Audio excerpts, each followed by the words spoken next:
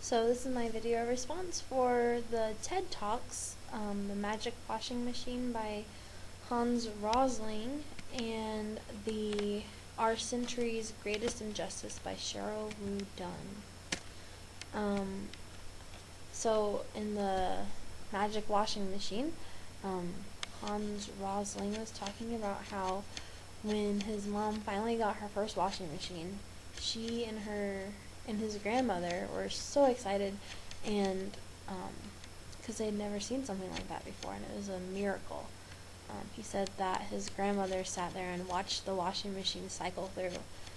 He called it the washing machine program, as if it was a TV show.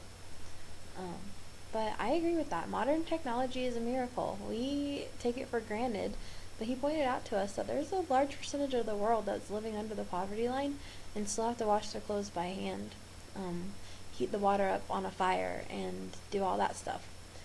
And like, despite all the technology we have available to us, they have no access to it. And they're living below the poverty line. Half of the world's energy is used by a seventh of the world's population. I think that's just a little bit ridiculous. I think that we, as a wealthier class, I guess you would call us, we should cut down on our energy use, or make an effort to try and get it available to everywhere else in the world. There should be a greater commotion about it. I think there should be more awareness that there are people out there who are starving to death, and they don't have enough to make it through. They spend $2 a day, whereas the high wealthy class spend, what was it, $80 a day? I think that's just a little bit ridiculous. So I think it should be more of an issue, a social issue that we're facing. Worry less about, the political issues that are happening in America, because, try as we might, we can't do anything about that. But try to make an effort in something that we really can make a difference about.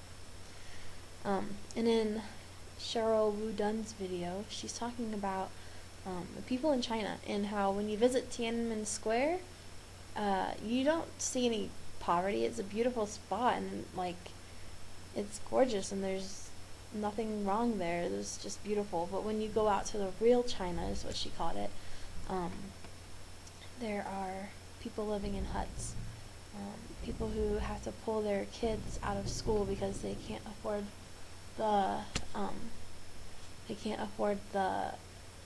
tuition for it, which is $13 a day, and so they can't afford to go to school, which is really sad, and we take it for granted because our education is free. She also said that it's rare to get a return investment from educating girls in China, and she was talking about this girl that she had met in China that they had been following, and how her parents had to pull her out of school because they couldn't afford the tuition.